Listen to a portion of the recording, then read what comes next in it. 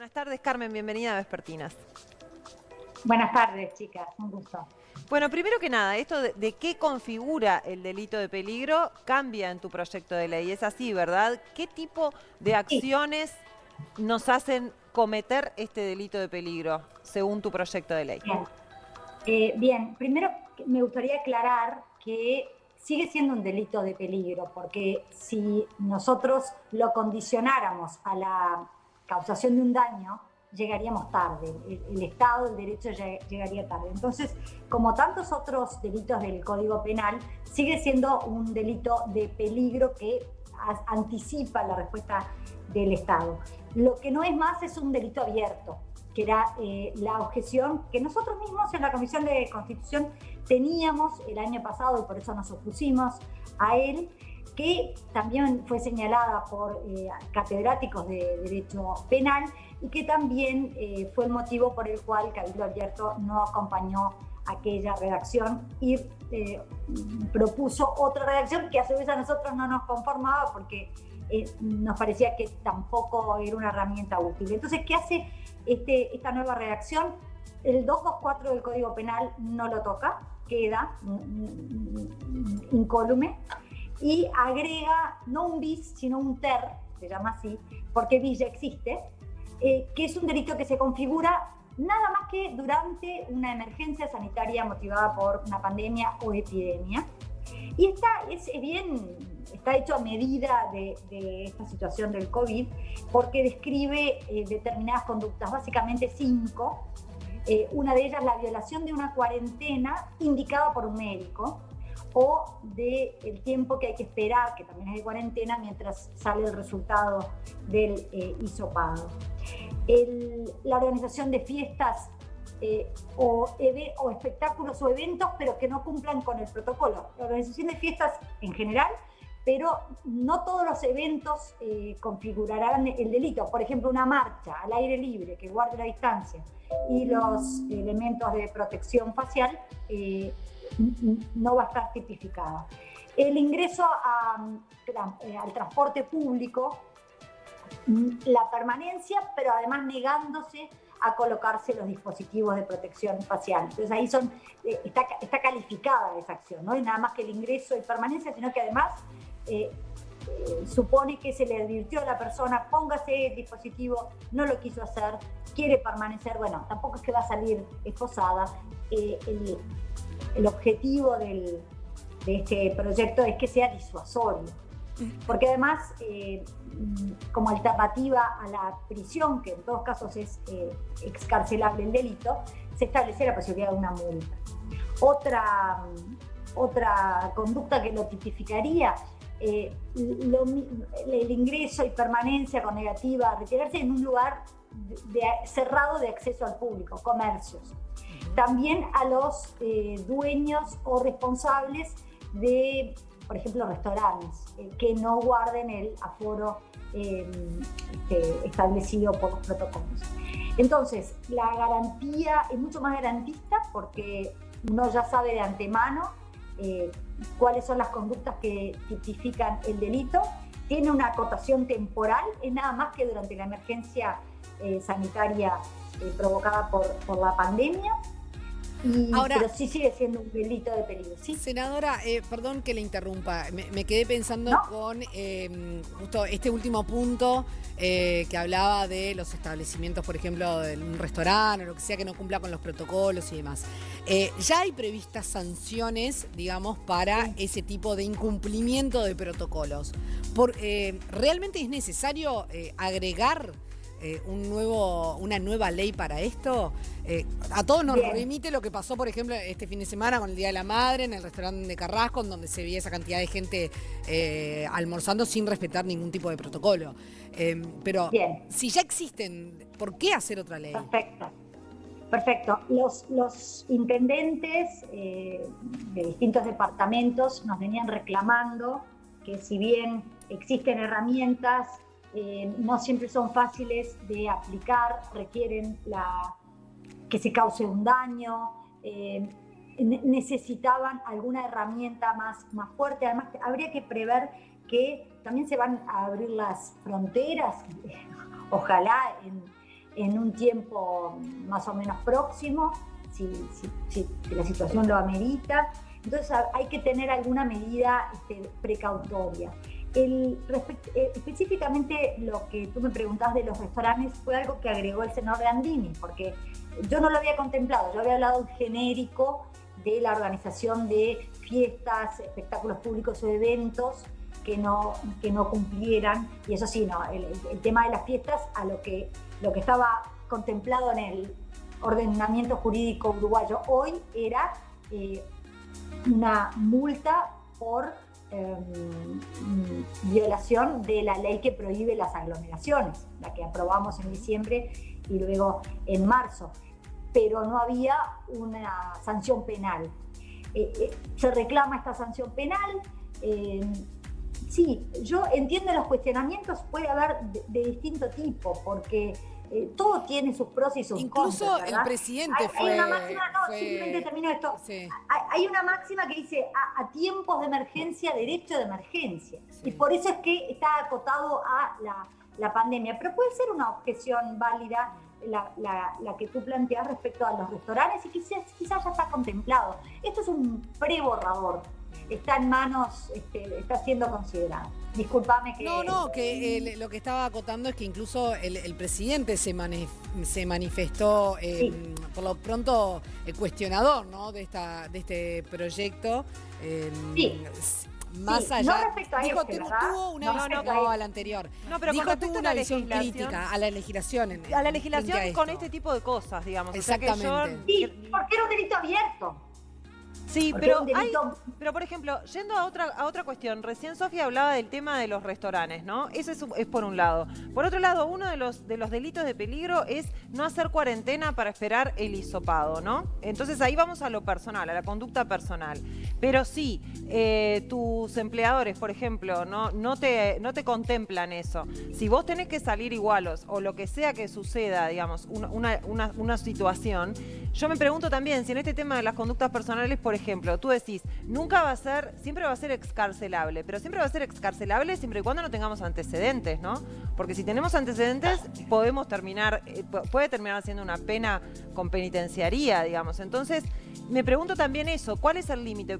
Porque está bien, es la responsabilidad personal, pero también hay veces que uno no puede cumplir con esa responsabilidad personal si, por ejemplo, su empleador de ti, claro, depende de otra persona, tus actos. No lo contempla, ¿no? Respecto hacia el empleador, me obliga a ir, mientras yo estoy esperando el resultado de un hisopado, si yo estoy positivo o en alguna, sí, cualquiera de esas situaciones en que por precaución debo quedarme.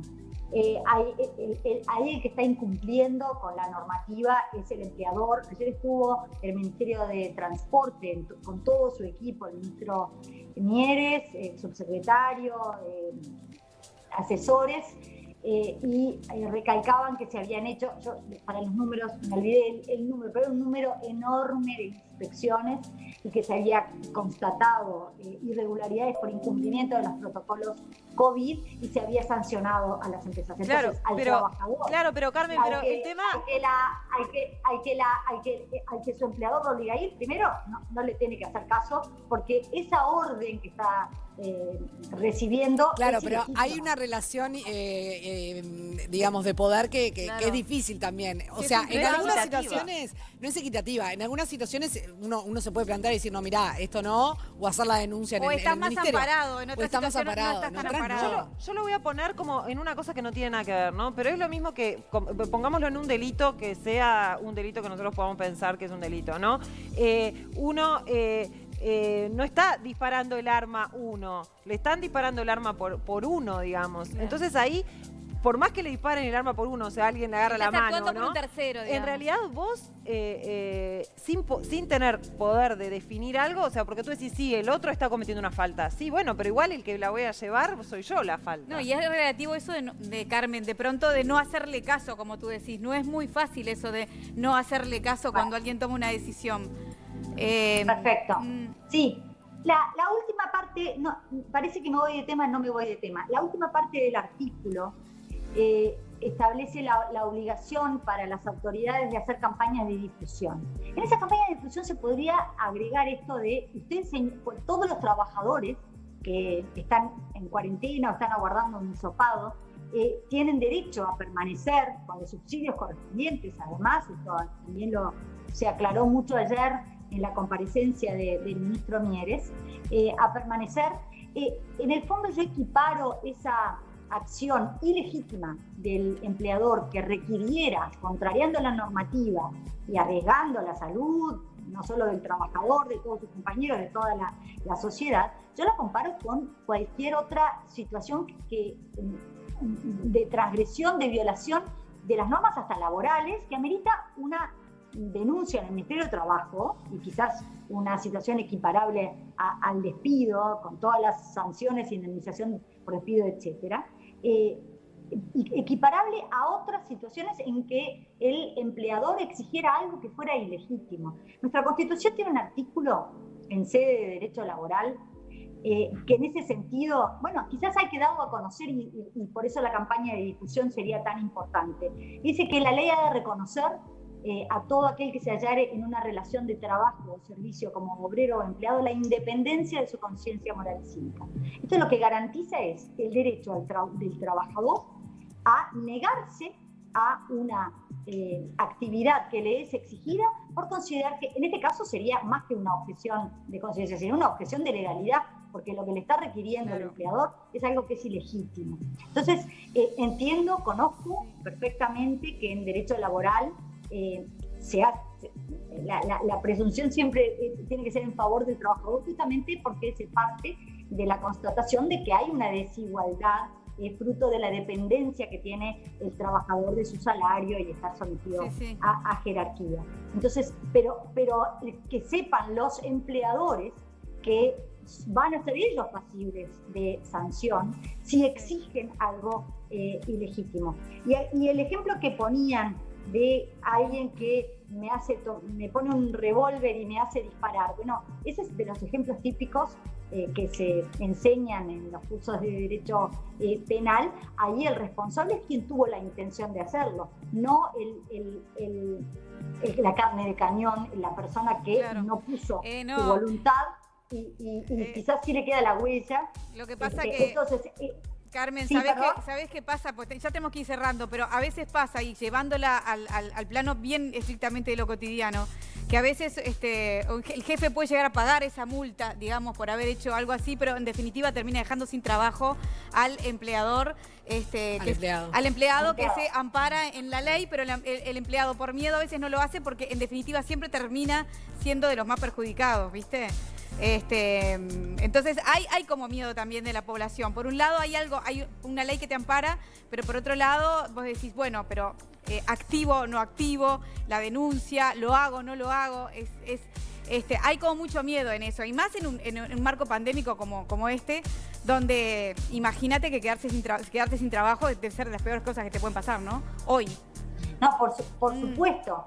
Bueno, informemos. Quizás yo doy la bienvenida a estas reflexiones, porque a nosotros, que fíjense, derecho, yo decía, a situación de emergencia, derecho de emergencia, que se hace a las apuradas, porque se hace para atender. Obvio. Entonces, bienvenidas esas consideraciones, porque, bueno, quizás tengamos que pensar en no solo campañas de información, como las que salen de bien público.